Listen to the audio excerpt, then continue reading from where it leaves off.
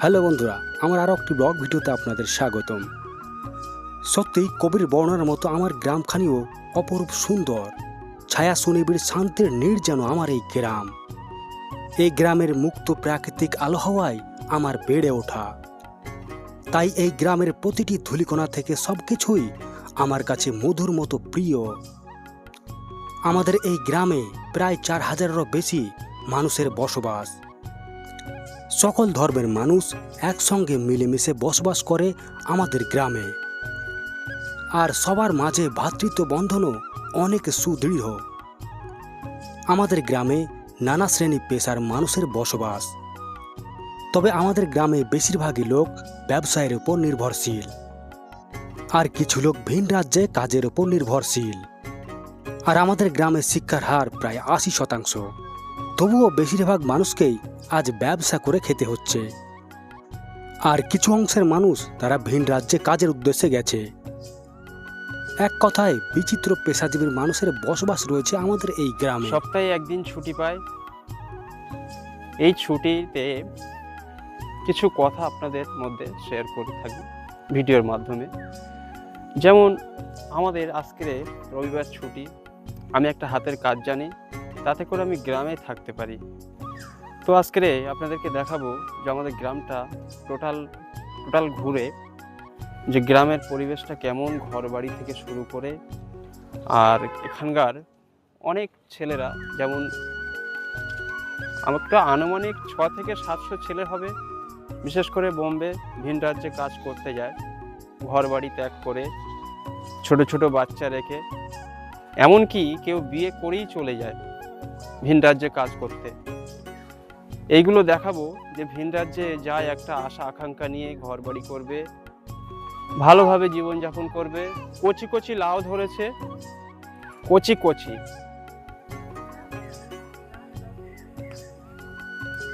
তাহলে এখানে একটা বড় কোনো লাউ ছিল, কোথায় গেল?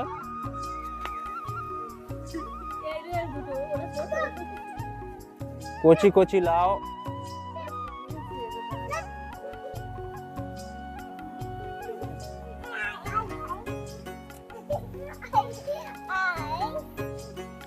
বন্ধুরা, আমাদের গ্রামের যে পরিবেশটা আপনাদেরকে দেখানোর চেষ্টা করছি, সেটা আজ থেকে 15 বছর আগে একরকম ছিল, আর এখন আর এক রকম হয়েছে। চারিদিকে ঘরবাড়ি, পাকাপোক্ত ঘরবাড়ি।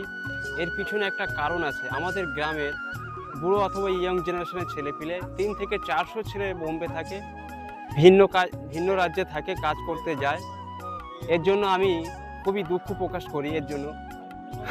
আর একটা কথা বলবো না, বললে যেহেতু পলিটিক্স হয়ে যাবে, বলবো না কারণটা। কেন আমাদের রাজ্যে কাজ নেই এটা যদি বলি, তাহলে যারা পলিটিশিয়ানে যুক্ত তারা অবশ্যই দুঃখ পাবে, কথা বলবো না। আর যারা বিবি বাল বাচ্চা ছেলেপিলে ছেড়ে চলে গেছে বোম্বে কাজ করতে ভিন রাজ্যে, তাদেরকে স্যালুট জানায়। আর তারাও কাজ করে অনেক তারাক্কি করেছে, উন্নতি হয়েছে গ্রামের। এর জন্য খুবই খুশির বিষয়। আরও দেখতে থাকুন, গ্রামের আরও কিছু পরিবেশ আপনাদেরকে দেখাবো, আগে কেমন ছিল আর এখন কেমন।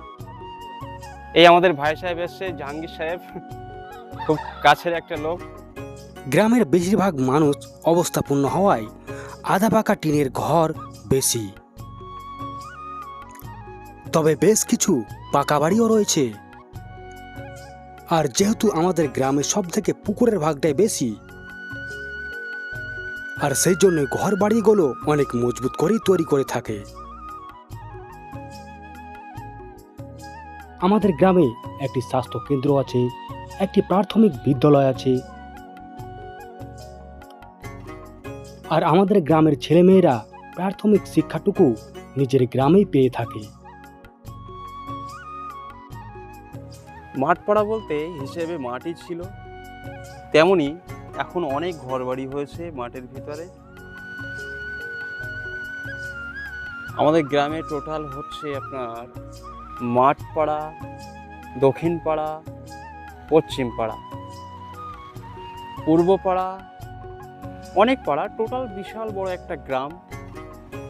অনেক পাড়া দিয়ে একটা গ্রাম, অনেক বড় গ্রাম। তো গ্রামের উন্নতি নিয়ে যখন আমি কথা বলছিলাম, প্রচণ্ড উন্নতি হয়েছে।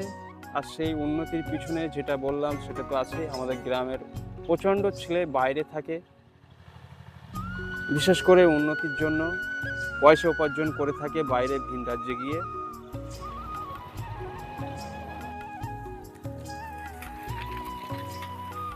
হ্যাঁ বন্ধুরা, যেমন আপনাদেরকে টোটাল গ্রামটা দেখাবো বলেছি যে আগে কেমন ছিল আর এখন কেমন হয়েছে।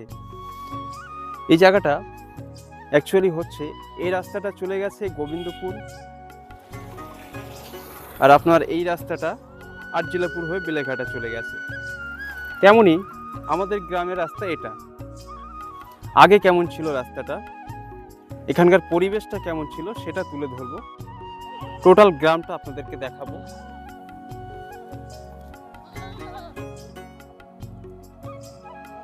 তেমনি এই আমাদের গ্রামের প্রবেশের রাস্তাটা, এই রাস্তাটা দেখে পিছনের কথা মনে পড়ে যায়। যেমন এখানে এত জঙ্গল ছিল চারিদিকে যে মানুষ যেতে ভয় করত।